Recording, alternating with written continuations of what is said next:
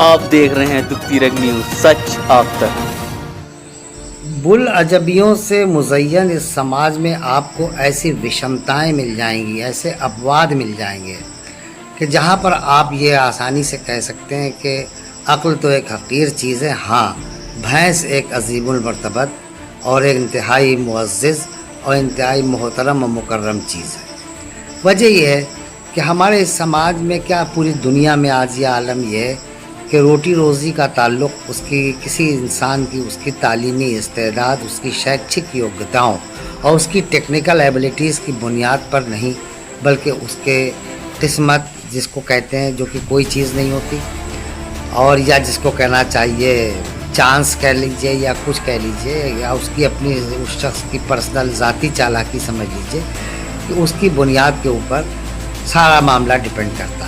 एक से एक बड़ा जाहिल और कबाड़ी आपको यहाँ करोड़ों में खेलता हुआ मिलेगा, और एक पढ़ा लिखा इंसान और एक बासलाहियत नौजवान जिसके पास टेक्निकल डिग्रीज़ होंगी, इंजीनियरिंग की डिग्री होगी, और वो अपने फ़न के जिस विधा में उसने अपनी शैक्षिक योग्यता प्राप्त की है, वो आपको धक्के खाता हुआ मिलेगा, और एक कबाड़ी जो है आपको एसी गाड़ियों में घूमता हुआ मिल जाएगा। ये तो आम बात है कि आज दुनिया में जितने भी फ्रॉड हैं, जितने भी फ्रॉडलेंट लोग हैं, जितने भी फ्रॉडी हैं, एक से एक बड़ा घपलेबाज, इनका सियासत से बहुत गहरा रिश्ता होता है। याद कीजिए कि हमारे मुल्क को जो गुजरात के जितने भी ठग हैं जो 2014 के बाद से भागे हों, चाहे वो ललित मोदी से लेकर के और मेहुल चौकसी और ये सब नीरव मोदी, ये सब कौन लोग हैं? पता चला कि ये हमारे प्रधान चौकीदार के बहुत ही करीब रिश्ते रखने वाले लोग हैं। जब प्रधान चौकीदार गुजरात के हमारे मुख्यमंत्री थे, उस वक्त इनके ये बड़े सपोर्टर थे, और इनको इन्होंने पूरी तरह से भर भर के बहुत माली तौर पर बहुत मदद की थी। अब आप बताइए कि प्रधान चौकीदार महोदय एक बाकायदा एक मीटिंग में सोने की परख के सिलसिले में बताते हैं कि भाई इसका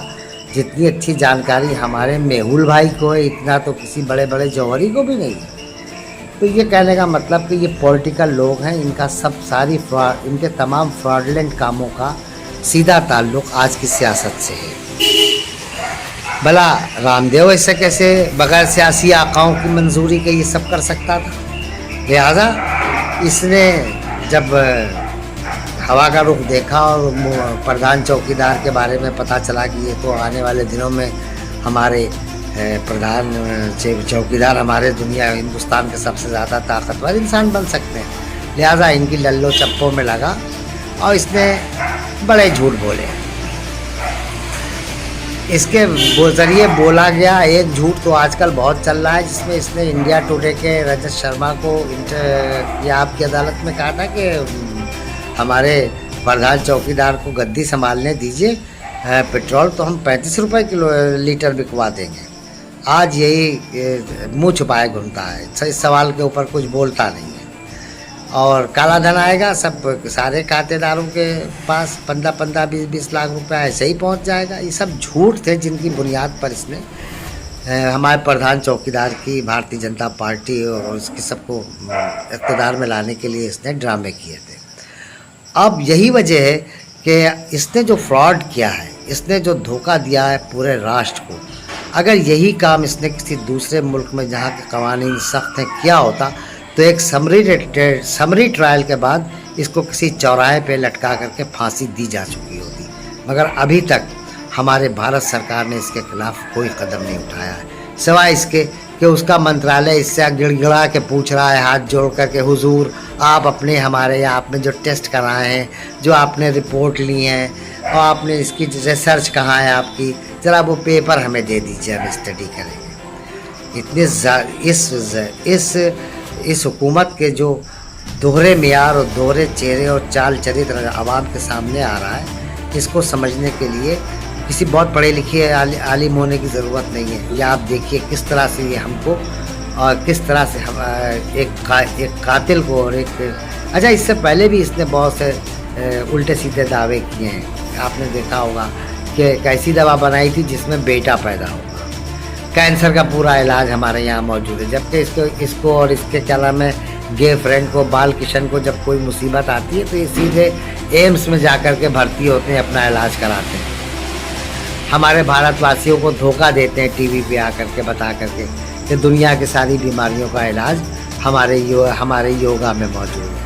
इस ढोंगी इंसान ने इस महाकाल में, कोरोना के महाकाल में, पूरी भारत के 1 अरब 37 करोड़ लोगों के साथ ही नहीं बल्कि पूरी दुनिया की आबादियों के साथ जो अरबों पर मुश्तमिल है, एक बहुत बड़ा फ्रॉड किया। इसने तमाम लॉज को, और नेशनल हो या इंटरनेशनल लॉज हो, पैमाने हो, स्टैंडर्ड्स हो, जितने भी मानक थे उन सबको धता बताते हुए इसने एक दवा बनाने का ऐलान किया, जिसको कहा गया कि ये कोविड-19 यानी कोरोना वायरस से बीमार लोगों के 100% इलाज में ये कारगर होती है। ये दावा करने के साथ साथ इस शख्स ने उस दवा के बारे में जो कागजात प्रेस कॉन्फ्रेंस तलब करके और जो बताया है और जो दिखाए हैं, उनसे पता चलता है किसी लेवल पर भी इसने किसी मानक को पूरा नहीं किया। यहाँ तक कि उत्तराखंड की सरकार, जो कि खुद भारतीय जनता पार्टी की सरकार है, उसके लाइसेंसी अधिकारी ने, जो मेडिकल और आयुर्वेदिक के लाइसेंस दवाओं के देते हैं, उन्होंने और वहाँ के वज़ीर ने यह आकर के बताया कि ये दवा के इंसान की मारक क्षमता को बढ़ाने वाली, यानी इम्यून को मजबूत करने वाली, इम्यूनिटी को मजबूत करने वाली दवा है। और ये खांसी ज़ुकाम की दवा, इसके नाम पर इसका लाइसेंस लिया गया था। और ये कहना कि उत्तराखंड सरकार ने इसको कोरोना वायरस से लड़ने वाली दवा, जिसका नाम इसने कोरोनिल रखा है, इसका कोरोना वायरस के इलाज के लिए दवा दिया है, इसको मंजूर किया था, ये इसका कहना झूठ है, गलत बयानी है और ये इंतहाई कानून की इज्जत में इस सिलसिले में आ जाता है। एक बात तो ये बहुत अच्छी तरह से तय समझिए कि हमारी मरकज़ी हुकूमत, हमारे प्रधान चौकीदार की हुकूमत, बीजेपी वाले, आरएसएस वाले इस बाबा का कुछ नहीं करेंगे। ना इसको कोई इसके खिलाफ ज़्यादा एक आध नोटिस इशू करेंगे और इंक्वायरी चल रही है, ये है वो है, इस तरह करके किनारे करते। लेकिन राजस्थान में जो FIR हुई है इसके खिलाफ एक वकील ने की है, उसके बारे में सोचा जा सकता है कि वो केस कुछ आगे बढ़ेगा। लेकिन मैं इन तमाम बातों से बालातर होकर के मैं यहाँ की सुप्रीम कोर्ट से पूछना चाहता हूँ, अदालत उज़्मा, इससे पूछना चाहता हूँ कि आप लोग क्या इस वक्त आँख बंद किए हुए सो रहे हैं? जज साहिबान देख नहीं रहे कि 1 अरब 37 करोड़ लोगों की ज़िंदगी को ख़तरे में डाल दिया है इस जाहिल बाबा ने, जिसके पास कोई क्वालिफ़िकेशन नहीं है, जिसके पास कोई आयुर्वेद की या और किसी डॉक्टरी की या किसी तरह की कोई समझ नहीं है, जो सिर्फ एक चर्ब ज़बान है। और इतनी चर्ब ज़बानी से इसने झूठ बोल बोल करके जो अपना साम्राज्य खड़ा किया है। आज ये चीनी माल का बाइकाट होता है, इसके मालों को का परीक्षण करो, समझो, इसके 80% ज़्यादा इसका सब मामला जो कुछ ये दे रहा है आज बाज़ार में सब चाइना का माल दे रहा है। सिर्फ इसका अपना लगा हुआ है एक लेबल, वरना सब चाइनीज़ माल है इसका। इसके CEO का कितनी फ़ोटो सब वीडियो वायरल हो रहे हैं, फ़ोटोग्राफ्स वायरल हो रहे हैं सोशल मीडिया पे कि किस तरह से चाइना की कंपनियों से जाके समझौता कर रहा है अपना सामान लेने के लिए, जो हम भारतीयों को खिला करके ये कहता है कि ये स्वदेशी हैं। मैं सुप्रीम कोर्ट के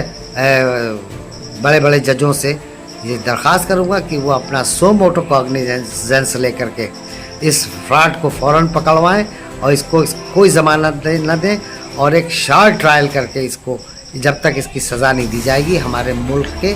आवाम के साथ ये खेल जो उनके साथ ये कर रहा है, उस खेल का तब तक पटाक्षेप नहीं होगा, पर्दा फाश नहीं होगा, इसको इसकी वाजिब सज़ा तब तक नहीं मिलेगी जब तक हमारा सुप्रीम कोर्ट हरकत में नहीं आएगा।